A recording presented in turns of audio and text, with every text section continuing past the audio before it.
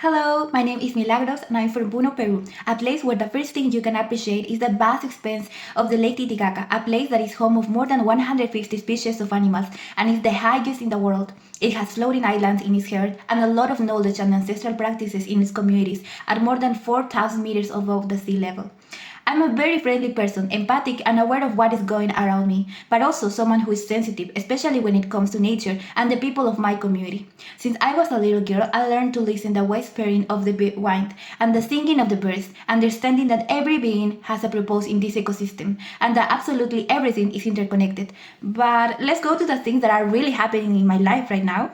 Currently, I'm part of an amazing cohort of students in a new international baccalaureate course at my school, UWC Atlantic, called System Transformation Pathway, or STP, a course where I have been able to explore and analyze from the different stakeholders in the system to create loops of some existing problems in the world. But STP is not only about learning, but also putting into action our solutions and ideas. That is why we are currently working on different impact areas: food, biodiversity, energy, and migration, where we learn different tools and points of view from others to develop our self-directed intervention during the summer. Doesn't it sound great? Now, Milagros, apart from being a member of the second cohort of a system changer like STP, also has many other skills and things she likes. In my free time, I love to practice the piano, although I'm just a beginner. I feel I can convey my feelings in that way. And I also love to connect a lot with nature and animals. That is why I used to do outdoor activities and adventures in the mountains. But now I find myself looking for ways to reconnect with that part of myself. For example, being part of the biodiversity impact area and the amazing adventures at the STP.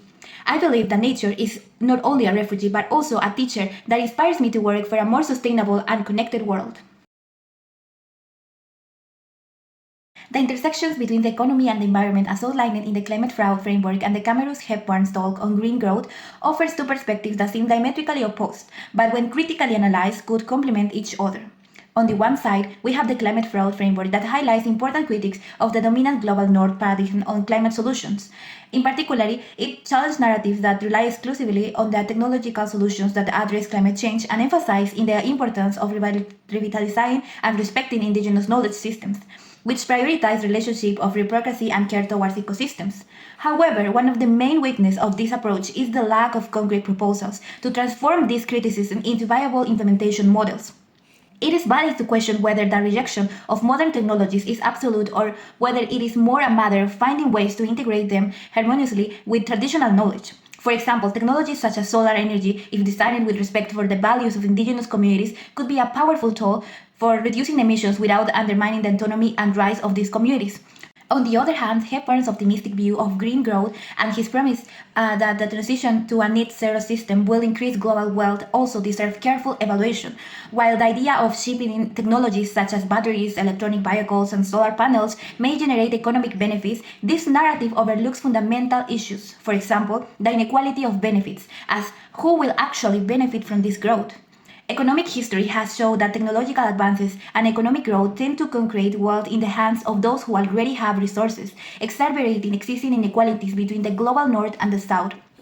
Also, side effects are not taken into account as extraction of resources for these technologies like lithium, cobalt, etc. raises questions in mind as to whether the environment is really being protected or simply shifting the impacts to other vulnerable regions. This is why I think Hepburn underestimates the importance of rethinking global consumption and production patterns, something that Climate Fraud Framework strongly emphasizes.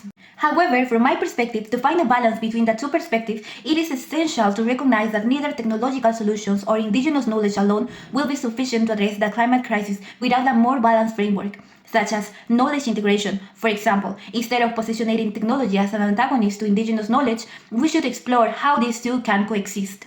On the other hand, it should be kept in mind that any transition to a green economy must prioritize mechanisms that ensure that profits are distributed equally. In summary, both perspectives present valid points and necessary criticisms of the current system, but are incomplete if considered in isolation. The key is to combine the best of both frameworks, the ethical questioning of the Climate Fraud Framework with the pragmatism of the Hepburn's approach, all while recognizing that climate change requires deeply interconnected and global solutions. If I had the amazing opportunity to attend to Villars Symposium, I would love to speak with Julia Martin, who is a global leader in environmental conservation and who has served as Director General of the International Union for Conservation of Nature, President of the University for Peace, and Executive Director of LEAD International and the International Council of Scientific Union reflects her profound knowledge and leadership in biodiversity conservation and sustainable development. Through sessions such as Understanding the Value of Biodiversity and Nature Restoration that she gave at Villars Symposium event in 2024, I will take the opportunity to hear about her knowledge in nature-based solutions, system leadership, and environmental governance, which are topics that are really interesting for me and which I plan to use for my SDI, which will be about system leadership in communities and indigenous women to realize solutions involving environmental governance by sharing knowledge with adolescents in my community. I would like to ask her about how she has navigated the complexities of balancing environmental protection with socioeconomic development in biodiversity impact areas. Additionally, ask about scaling impact while maintaining cultural sensitivity. How can I ensure that indigenous leadership is not only represented but actively drives decision-making processes in conservation projects? This would mean a lot for me as I have researched her work with the IUCN and found published documents like Biodiversity Conservation in Drylands, in which it is emphasized that integrating local and indigenous knowledge is vital for creating effective conservation strategies in fragile ecosystems. The document highlights how the involvement of communities not only strengthens the preservation of biodiversity but also ensures that the conservation efforts are culturally relevant and sustainable over time. Growing up in a community where ancestral knowledge is still actively used, I have developed a deep understanding of the interconnectedness between nature, water access, food security, and biodiversity preservation. Through my experiences working closely with organizations focused on these issues, I've witnessed firsthand how communities, especially those most affected by climate change, often rely on age-old wisdom to manage natural resources sustainably. However, what's striking is that many young people today, especially in urban or more modernized areas, are disconnected from these practices and lack awareness of their importance. One of the most urgent challenges the world faces is the inequality in access to water and food, particularly in communities that are already vulnerable to climate change. While science provides us with solutions to these issues, I realized that the application of indigenous and ancestral knowledge is just as crucial. This knowledge, developed over centuries of close interaction between nature, offers invaluable insights into sustainable agriculture, water management, and biodiversity conservation.